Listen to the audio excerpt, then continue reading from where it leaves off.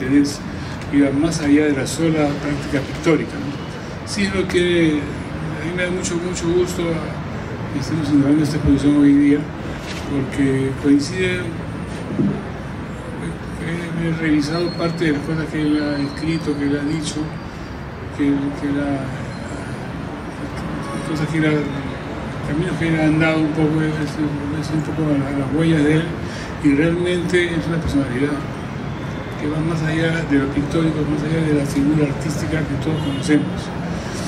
Es también importante decir que, así como se ven, son los 100 años de Cislo, son los 70 años del IAC también. El IAC, el Instituto de Arte Contemporáneo, fue concebido, creado y puesto a andar hace 70 años, un grupo de peruanos muy entusiastas. Yo diría que es un grupo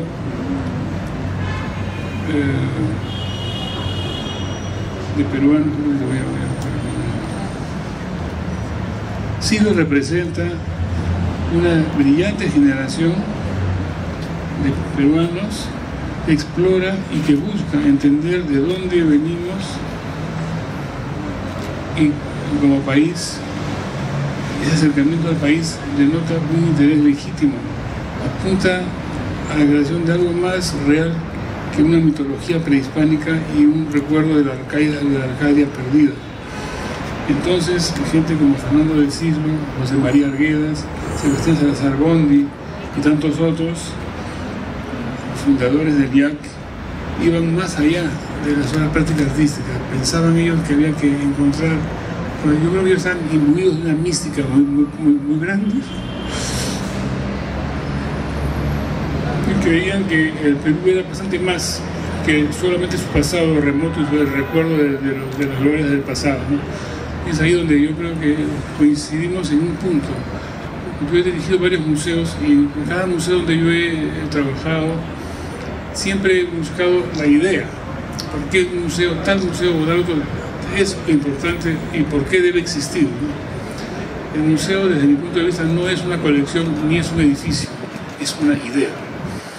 En ese sentido yo pienso que este grupo de personas pensaban en el IAC y en acercar el Perú a lo contemporáneo, a lo actual.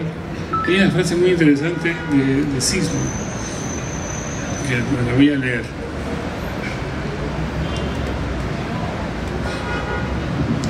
En el año 63, Cislo realiza una exposición sumamente importante en el IAC mismo, una exposición que está giraba alrededor de la elegía inca de un poema colonial quechua llamado Apu Inca Atahualpaman, que era un relato quechua que fue traducido por José María Arguedas en los años 60 justamente, y a partir de ese relato que inspiró a Cislo ingresó a este poema quechua traducido por Arguedas, quien conocía muy bien el espíritu del idioma y pudo traducir la idea de lo que significaba esta tristeza, ¿no?, por la muerte del Inca, que tiene que ver también, está entramado con el gran mito mesiánico del Incarri, ¿no?, que dice que el día que la cabeza del Inca se vuelva a reunir con su cuerpo, lo que está arriba volverá a su lugar de origen, ¿no? Entonces esta idea de una revolución, un cambio de paradigmas, era algo pues que está profundamente arraigado, ¿no?, en el pueblo peruano. Y él dice lo siguiente: creo que si algún día hemos de lograr nuestra identidad, tanto como pintores que como grupo humano, ella tendrá que producirse en la medida de que nos comprometamos no únicamente con nuestro destino individual y colectivo, sino con nuestra herencia y nuestra realidad actual, dicho en aquel entonces, ¿no? Entonces, cuando Cislo hace esta exposición, Salazar Bondi va y la lee, y él escribe también a propósito de esto.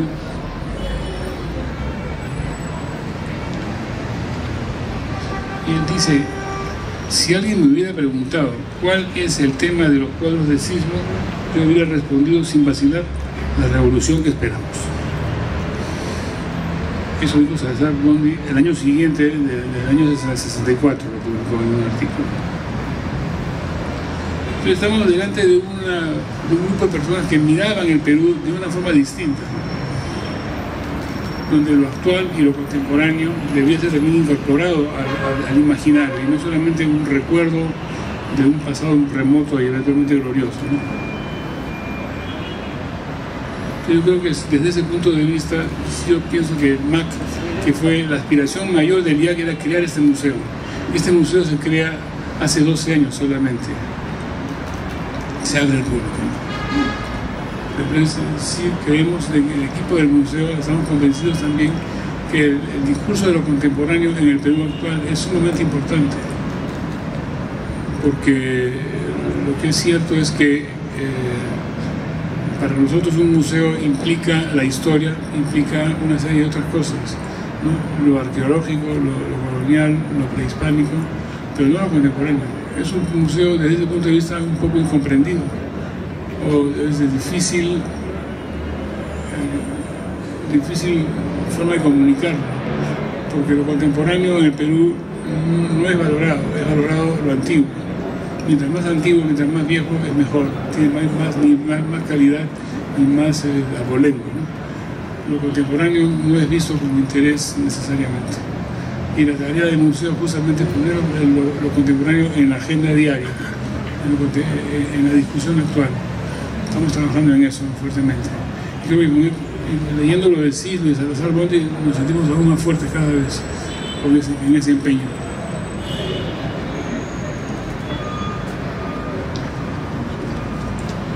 Bueno, tengo que decir que hay mucha gente, para hacer esta exposición han concurrido muchas personas y muchas voluntades, ¿no? Primero la familia de Cislo, Vicente de Cislo y Camila de Cislo nos han ayudado mucho a buscar información y algunas obras. Esta es una de las 3 exposiciones que se están dando en este momento en la ciudad de Lima. Una ya se inauguró la semana pasada en el Centro Cultural Garcilaso de la Vega, en Cancillería, que es una muestra bibliográfica que se está dando en ese espacio. Esa es una. La segunda es la muestra de la carpeta de grabados realizada por Cislo a propósito del Quijote de la Mancha, que se va a dar en Pancho Fierro, que es la galería del pasaje Santa Rosa, que está a media cuadra de la Plaza de Armas. Esa va a estar abierta hasta mediados de agosto. Y esta exposición, que le estamos haciendo nosotros, está abierta hasta el 3 de agosto. Hasta el domingo 3 de agosto. También es verdad que el museo se preocupa mucho por que cada actividad que se haga acá esté vinculada un poco con un programa educativo muy intenso, ¿no?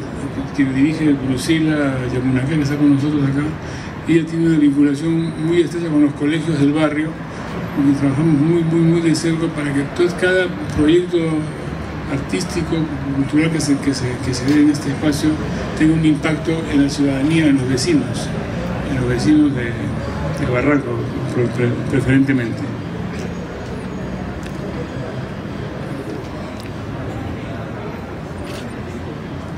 También tenemos que agradecer a la Municipalidad de Barranco, tenemos una coordinación muy estrecha con ellos, la alcaldesa, el gerente municipal, y con María Emilia Espichán, que es la gerente de Cultura y Turismo, con quien trabajamos permanentemente en conjunto y tenemos muchas actividades juntos.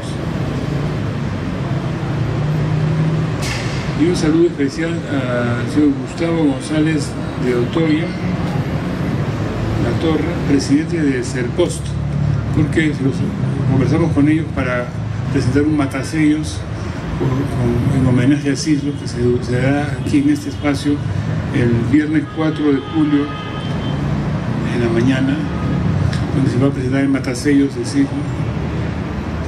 Y nos han ofrecido inclusive pensar en un matasellos sobre el IAC también más adelante. Luego también a Hernando Torres Fernández, director del Centro Garcilaso de la Vega, con quien también hemos trabajado estrechamente ambos proyectos. Así como la gente de la Municipalidad de Lima, la directora de la Galería Pancho Fierro, Elian Rodríguez, y el editor cultural de Lima también hemos coordinado muchas actividades. También tengo que agradecer particularmente a María Eugenia de Romaña, la presidenta. Hoy día no nos va a poder acompañar por un tema personal que me impide que nos acompañe. tomará la palabra en su lugar Jimena Vega Amati León, miembro del directorio también del IAC.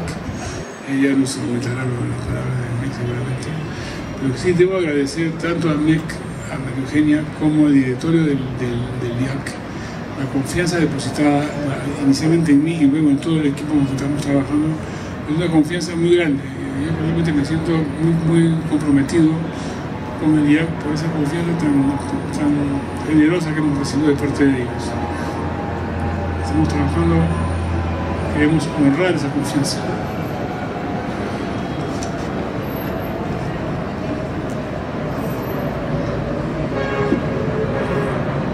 Bueno, yo creo que eso es todo lo que tengo que decirles. Agradecerles su presencia a todos ustedes y estar atentos a las actividades del museo, que tenemos muchas cosas por hacer. También les quería comentar que estamos relanzando el programa de Amigos del Museo de Arte Contemporáneo y ya hemos iniciado esto de una forma un poco atípica. Tenemos ya casi 1000 amigos del museo, pero esos 1000 amigos no pagan. Son los amigos barranquinos que, en la medida que el MAC se construye en un espacio público, decidimos un tiempo atrás que todos los barranquinos que deseen formar parte de este programa de amigos gratuitamente se puedan inscribir en nuestras redes sociales y de ese modo poder asistir a todas las actividades y entrar libremente al museo las veces que quieran, en el momento que lo deseen. Pero así como hay toda parte gratuita que tiene un lado obviamente social, que es un museo no puede hacerse a las espaldas de su comunidad. Esto es sumamente importante y hemos tenido mucho éxito en ese sentido. Lo que falta ahora es que este programa de amigos se potencie ya fuera de Barranco y con personas que quieran colaborar con nosotros, ¿no? Tienen medidas sus posibilidades cada quien, ¿no? Ustedes van a recibir pronto una cartita con los detalles de todo esto que les estoy contando y estamos esperando esperamos que todos ustedes contribuyan con difundir este trabajo para poder conseguir una autonomía mayor. El MAC vive un poco de lo que recibe en sus ingresos, los espacios que se alquilan, la taquilla que está también mejorando bastante y los auspicios que conseguimos, que son muy complicados de conseguir, pero se consiguen, todos muy generosos. Entonces sí, les pedimos que cuando reciban esta carta la lean y si ustedes no pueden participar por razones económicas o por razones de comuniquen a otras personas que puedan entusiasmarse y colaborar con esta misión del museo, que es sumamente importante para ver un poco el tema de la identidad nuestra desde la perspectiva actual, ¿no? Como decía Silvia. Eso es todo y muchas gracias por su presencia y gracias por su atención.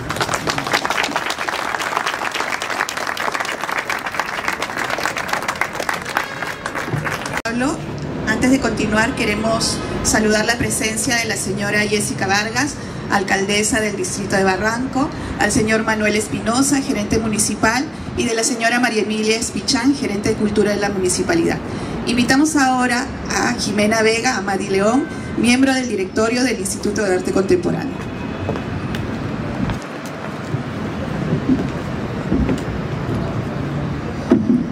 Muchas gracias. Pedro Pablo, siempre brillante, nos deja con la idea, con esta noción que me ha quedado retumbando en la cabeza de que el museo finalmente es una idea y que Cislo finalmente es una revolución. Y sí, es cierto, Meg de Romaña me encarga de dar sus palabras. Ella estaba en camino para acá y ha tenido que dar vuelta al auto por un problema de último minuto familiar. Y bueno, estoy en representación de ella y obviamente de todo el directorio del Instituto de Arte Contemporáneo del IAC y dándoles la bienvenida hoy día a este evento tan importante. Para mí es un honor darles la bienvenida esta noche a la inauguración de Cislo 100 años, una exposición profundamente significativa para el MAC Lima, pero también para la historia de arte peruano y latinoamericano. Con esta muestra rendimos homenaje a Fernando de Cislo al cumplirse el centenario de su nacimiento, un artista que más que pintar pensaba en pintura, que más que mirar el pasado andino lo hacía vibrar en el presente a través de formas abstractas, símbolos rituales y una paleta que parecía dialogar con los silencios del altiplano. Cislo no fue solo el pionero del arte moderno en el Perú, fue también un intelectual inquieto, un maestro generoso y un protagonista fundamental de nuestra vida cultural. Piezas de nuestra colección, pinturas, grabados, una escultura y una película de 16 milímetros que recorre su evolución entre 1946 y el 2003. Un recorrido por su búsqueda incansable de un lenguaje propio que conectara lo ancestral con lo contemporáneo. Agradezco profundamente al curador Augusto del Valle por su mirada sensible y rigurosa, y al equipo del MAC por hacer posible esta conmemoración que coincide además con los 70 años del Instituto de Arte Contemporáneo.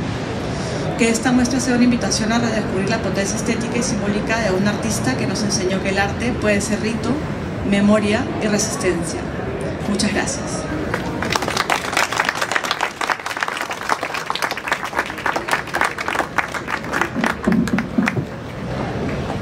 Gracias, Jimena. Invitamos ahora al curador de la muestra, Augusto del Valle.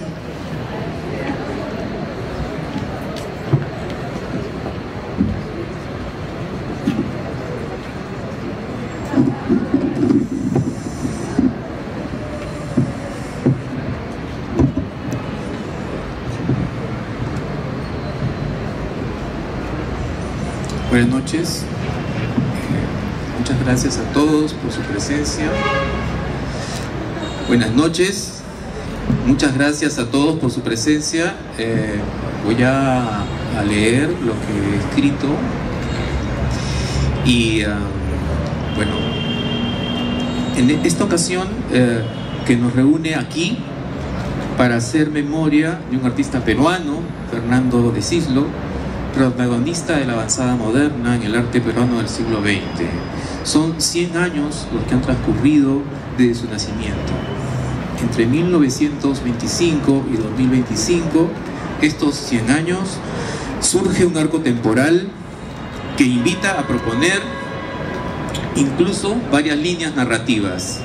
Para el caso de esta significativa, aunque pequeña exposición, realizada con 10 piezas, procedentes de la colección del MAC Lima, con la excepción de un film, escojo entonces para hablar solo 3 narrativas que interesan señalar brevemente.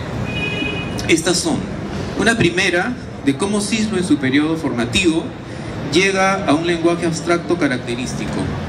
En la exposición esto se aprecia en contacto con piezas que van desde 1946 a 1966 aproximadamente. Una segunda narrativa se aprecia en el interés de apostar por un criterio visual en el que lo nuevo, para las décadas de 1960 y 70, surge no tanto como en las neovanguardias propias de ese momento, sino para apuntar su mirada hacia algo que él mismo quiso llamar lo religioso laico, casi como en conexión con lo atemporal. En las piezas que van de 1979 a 2003, criterio que traslada hacia el grabado y la escultura, es decir, que busca expandirlo en varias direcciones. Una tercera narrativa apuntaría hacia los escenarios reconocibles en sus pinturas, tales como el desierto, el mar, los recintos cerrados, entre otros. No obstante, resulta clave preguntarse cómo en el siglo XXI estas y otras narrativas podrían construir sentido, pero también con la incertidumbre de vivir en un tiempo de cambios globales post-pandémico. Por ello, para dialogar con el bodegón de 1946, cubista o poscubista, como quiera decirse, de un primer momento formativo en Lima, he optado por traer a la mirada del público un cortometraje realizado en 1952 por el propio Cislo como director. Esto ocurrió a su regreso de un primer viaje a París hecho en 1949. Aunque la presentación actual en sala todavía es una versión mutilada, interesa sobre todo apreciar la proximidad que nuestro artista mantuvo con el discurso del surrealismo. En su mirada, sumamente autocrítica, él mismo lo dice, déjenme hacer una cita un poquito larga, pues para él el guión de la película es, cito, bien loco, tímidamente surrealista. Lo que pasa es que en la película es más agresivo. Es un matrimonio, la mujer está bordando en una mecedora todo el tiempo.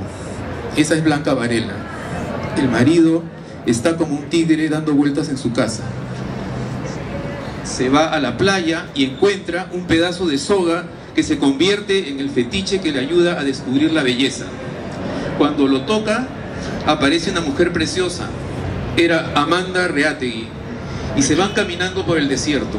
En eso aparece un ciclista en el desierto. ¿Cómo era? Ha pasado tanto tiempo. Bueno, hay unas escenas de amor intensas, ruedan por las dunas del lomo de Corvina, pero Ricardo Sarri, que era otro de los personajes, tiene nostalgia de su pasado. Le tira una pedrada al que está en la bicicleta y se lanza a la carretera. Fin de la cita. No les cuento todo porque ahí tienen que mirar. Digo mirada autocrítica de Cislo, pues enuncia que esta es que es tímidamente surrealista.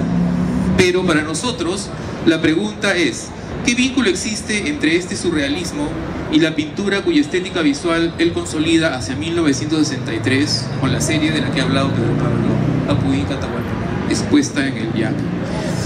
En una de sus series más famosas, ¿qué vínculo hay entre el surrealismo y esa serie, por ejemplo? Déjenme decirles que ese vínculo, antes que visual, es más bien discursivo. Es decir, aquí su vínculo es primero con lo que conversaba con Emilio Adolfo Westphalen, el poeta, o incluso con César Moro, en Lima. Ambos surrealistas en un sentido aún por definir, o difícil de definir o de aclarar aquí.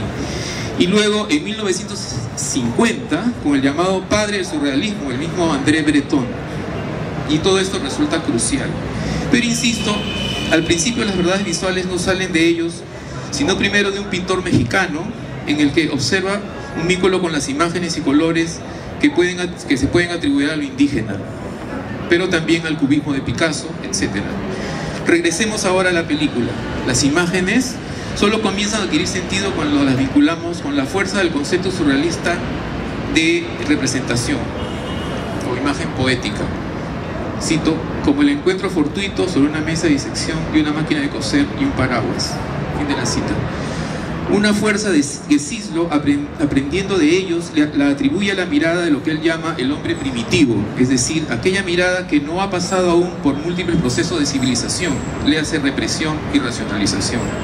Junto con los surrealistas, Cislo encontrará lo irracional en esa mirada de las pasiones, o en el amor, en la creatividad de cierta marginalidad asociada a la locura, incluso. Precisamente en la década de 1950, Cislo entrará a un proceso de equiparar lo primitivo, entre comillas, con las estéticas precolombinas. Pero lo hará a través del descubrimientos visuales en el que lo abstracto, por ejemplo los tejidos chancay o incluso la poesía quechua, van a ser protagonistas. En este homenaje, según cómo se mire, en estas piezas de la década de 1960 brilla estos motivos abstractos con singular fuerza. Por ejemplo, la ejecución de Tupac Amaru del año 66. En esta pieza se puede ver un buen número de todos estos hallazgos. Otra vez, un homenaje a su mirada, a su calidad de su punto de vista, de un punto de vista de avanzada, que con seguridad trajo desde la década de 1950 a su regreso de París como criterio a su articulación influyente con el Instituto de Arte Contemporáneo, fundado en 1955. Entonces, de un lado, Moro, Westphalen, Breton, que le aportan a su mirada hacia lo primitivo, entre comillas, del ser humano. Pero esta vez, si nos situamos en el presente, en el siglo XXI, resulta necesario también algún tipo de distancia frente a la modernidad. Aunque él mismo haya dicho innumerables veces que solo cuando estuvo en Europa y en París en 1949, junto con otros latinoamericanos, se dio cuenta que antes que occidental era precisamente latinoamericano, pero que además solo en ese momento, a decir de su amigo el poeta mexicano Octavio Paz, llegamos a ser, comillas, contemporáneos a todos los hombres por primera vez. A pesar de eso, incluso insisto en proponer nuestra atención hacia otro contenido, ya no surrealista, sino propiamente quechua. Todo ello a través de su vínculo con el poeta, antropólogo y narrador José María Arguedas. Es de la mirada interna a la cultura del sur andino, de su fuerza poética, que Cislo, no sé si inconscientemente o a propósito de lo nuevo, encontrará una vía certera de crítica a la modernidad. Mi impresión es que el despliegue de Cislo, crítico con lo más actual del arte tradicional peruano en ese momento, le hace retablos, cruces de caminos, etc., encuentra una paradoja interesante al proponer una vía de crítica a la modernidad desde ella misma. Y ojo que Arguedas lo conoció junto a Westphalen y Moro en la Peña Pancho Fierro, donde había una colección de arte popular muy famosa de las hermanas Bustamante, cuya mitad fue a dar al Museo de Arte de San Marcos. Mi sensación es que en esta época, junto con toda la afirmación de otras estéticas, aún podemos aprender de este gesto en el que lo poético se junta con lo fugaz para señalar por la vía de la transformación a través de la práctica del arte hacia lo permanente, hacia lo que hoy por hoy quiere ser negado, esto es, en una palabra, el valor del humano. Muchas gracias.